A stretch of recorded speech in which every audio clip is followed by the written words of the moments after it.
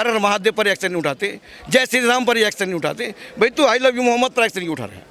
ये झगड़ा जब खत्म हो। आई लव मोहम्मद से कोई आपत्ति नहीं होनी चाहिए। तो मुसलमानों को सिर पर ठोकरा ठीकरा फोड़ा जा रहा है। शांति भंग हो गई, व्यवस्था भंग हो गई। अब धारा 151 सीआरपीसी लागू हो गई। अब 151 में शांति भंग करने पे कार्रवाई हुई है, आई लव मोहम्मद के बैनर लिखने पे कार्रवाई नहीं हुई है और वो बोलने पे कार्रवाई नहीं हुई है। आप बताइए क्या नाम है? सर मेरा नाम राज खान एडवोकेट। राज खान एडवोकेट हूँ सर। कहाँ से? मैं मध्य प्रदेश से सर। मध्य प्रदेश से? जी सर। क्या कहना चाहते हैं? किस बारे में सर आप पूछिए। यही जो ये ट्रेंड चल रहा है सोशल मीडिया पे, I love Mohammad, I love Mahadev, भाई मोहम्मद साहब को सब मानते हैं, महादेव को जो अपने मानने वाले हैं वो मानते हैं, कोई समस्या सर इस देश के लिए मोहम्मद साहब भी आदर्श है और इस देश के लिए महादेव भी आदर्श है। सबको मानना है आपको किसी को बुरा नहीं कहना। और ये इसी देश की संस्कृति है पूरी दुनिया में, भारत की, कि यहाँ पे हर धर्म के मानने वाले मिलेंगे, सभी फॉलो करते। और हमारे देश के हर राज्य में 30 से ज़्यादा भाषाएं हैं और उन भाषाओं के कल्चर, उसकी मोहब्बत, सब कुछ है। हमारे देश में क्या हो रहा है, जो शरारती तत्व है, असामाजिक, जिनको सत्ता में बैठना है, जो मतलब विपक्ष से पैसे लेकर लोगों को उकसाते हैं पीछे से, तुम ऐसा कर दो, हम सब निपट लेंगे, और फिर खुद पीछे हट जाते। जेल में कौन जाएगा? वो नौजवान जो गवार, जिसको पता ही नहीं, भैया आपने रैली निकाल दी। आई लव मोहम्मद कहने पे अपराध नहीं है। आई लव मोहम्मद का तुम बैनर लेके 500 लोगों को निकल गए, आपने रोड ब्लॉक कर दिया, शांति वहाँ पर, अब थोड़ी शांति भंग हो गई, व्यवस्था भंग हो गई। अब धारा 151 सीआरपीसी लागू हो गई। अब 151 में शांति भंग करने पे कार्रवाई हुई है, आई लव मोहम्मद के बैनर लिखने पे कार्रवाई नहीं हुई है और वो बोलने पे कार्रवाई नहीं हुई है। अब जैसे आप वो बोल रहे हो कि वो बैनर का जो यूपी में मैंने पढ़ा, कानपुर वेस्ट में, तो आप उसकी FIR तो बताओ, FIR कहाँ पे हुई है भाई? इसमें मेरा ये कहना है कि पुलिस को भी थोड़ी सी FIR इसमें बताना चाहिए कि हमने आई लव मोहम्मद पे FIR नहीं की, हमने विदाउट अनुमति के जुलूस, परमिशन जो आपने रैली निकाली और रास्ते को लेकर वो उस पे हमने FIR की है। ये कोई नहीं बोल रहा है, ये क्यों नहीं बोल रहे आप? मालूम, इसमें थोड़ा सा लॉ एंड ऑर्डर में पुलिस काम तो कर रही है, पर पुलिस को थोड़ा सा स्पष्टता के साथ काम करना पड़ेगा। क्लियरिटी भी ऐसी होना चाहिए कि लोगों को समझना चाहिए कि भाई आई लव मोहम्मद पे FIR नहीं हो रही है, हम FIR काहे पे कर रहे हैं भाई? 1000 लोग सड़कों पे निकल गए, रोड ब्लॉकेज हो गए, व्यवस्था भंग। और रसूलुल्लाह सल्लल्लाहु ताला अलैहि वसल्लम ने फरमाया कि अगर आपके रास्ते में पत्थर पड़ा है और वो पत्थर आपने हटाया नहीं और किसी को चोट लग गई, तो बरोजे महशर आपसे सवाल होगा कि आपने पत्थर क्यों नहीं उठाया। उसकी चोट लगने का गुनाहगार आप हो, उसकी चोट लगने का गुनाहगार कौन हो? आप हो, क्योंकि आपके कारण वो हो रहा है। अब हमें क्या बताया? रसूलुल्लाह सल्लल्लाहु अलैहि वसल्लम को पता था, इल्मे गैब था, उनको पता था कि ईद की नमाज में आने वाले 1400-1500 साल बाद जब तक दुनिया कायम रहेगी तब कैसा रहेगा, भीड़ बहुत हो जाएगी। तो उनकी एक हदीस है कि जब आप नमाज पढ़ने जाओ ना, तो एक रास्ते से जाओ, दूसरे से आओ। क्यों एक रास्ते से जाओ, दूसरे से आओ? कि भाई अब इधर से चले गए, इधर का रोड तो ब्लॉकेज हो गया है ना, अब इधर जब तक आप नमाज पढ़ोगे इधर का खुल जाएगा, आप उधर से आ जाओ तो इधर का खुला रहेगा। अब लोगों ने उसको ऐसा ट्रेंडिंग नहीं लिया, लोग उसको बता नहीं रहे। रसूलुल्लाह सल्लल्लाहु अलैहि वसल्लम की एक हदीस है कि आपको इल्म सीखने 7 समुंदर पार चीन जाना हो तो चले जाना। उन्होंने सिर्फ इल्म बोला था, इल्म दीन नहीं बोला था। तो मुसलमानों को, इन उलमाओं ने और हमारे रहबरों ने बताना चाहिए कि दीन के साथ साथ दुनिया का भी इल्म आपको हासिल करना पड़ेगा, पर लोग बता नहीं रहे ना साहब।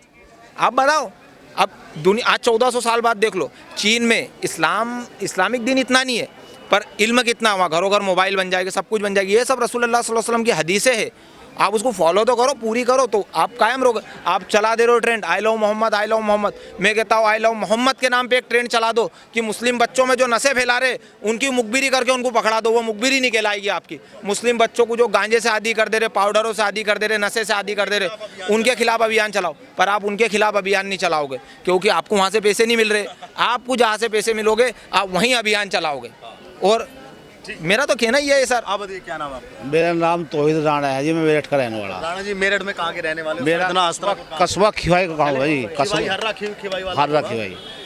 मैं पत्रकार साहब एक बात बोलना चाहता हूँ, जो I love you, I love Mohammad का जो क्यों नहीं जो शुरुआत हुई कहाँ से हुई? कानपुर से हुई। शुरुआत कानपुर से? हाँ कानपुर। क्यों हुई है?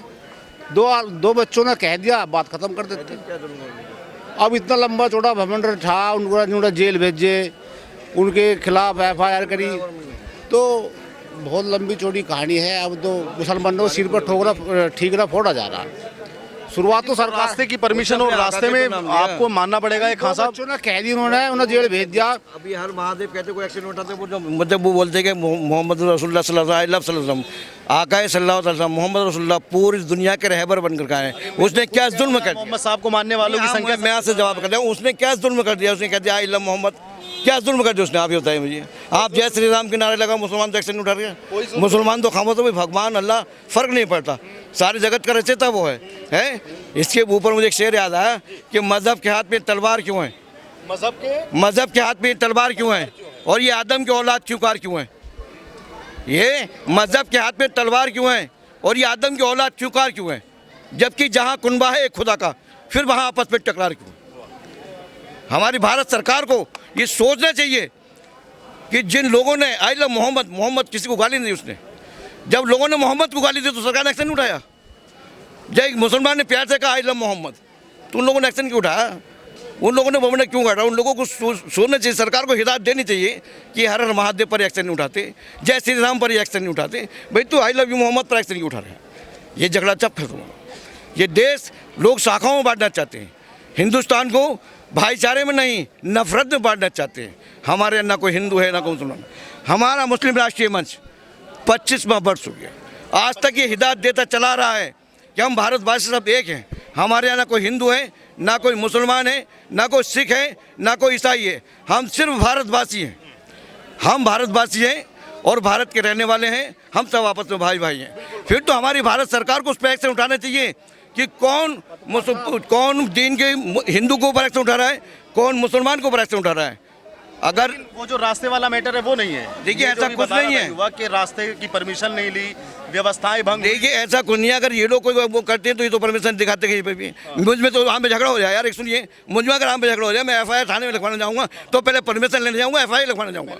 नहीं आप जवाब दीजिए, मुझ में अगर में झगड़ा हो जाए अभी किसी बात पे तो मैं मोहल्ले के 2-4 आदमी लेकर, अकेले तो आदमी हिम्मत नहीं पड़ रही, 2-4 आदमी लेकर थाने में FIR करने तो जाऊँगा मैं। तो उसका मतलब ये तो नहीं कि साहब तुमने पहले सूचना क्यों नहीं दी जान के? ऐसा नहीं है। ये प्रशासन को भी सोचना पड़ेगा, सरकार को भी सोचना पड़ेगा। आपने जो बोला मैं ऐसा का ऐसे ही डालूंगा, मैं कुछ नहीं करूंगा इसमें, तो आपकी बात भी हम सिर्फ चाहते हैं एकता। हिंदुस्तान के अंदर नफरत की दीवारें खत्म कर दीजिए। हिंदू मुसलमान को प्यार से जैसे पहले जी रहे थे वैसे ही जीने दीजिए, अमन और सुकून से रहने दीजिए। हमारे यहाँ ना कोई हिंदू है ना कोई मुसलमान है ना कोई सिख है ना कोई ईसाई है। हम हिंदुस्तानी आपस में भाई भाई हैं। हम एक ही सृष्टि भगवान पर भरोसा करते हैं, अल्लाह पर भरोसा करते हैं। आप अपने मजहब को मानिए, मुसलमान अपने मजहब को मानिए, क्या आपत्ति है? कोई आपत्ति नहीं है। कहाँ से आए? हरिद्वार।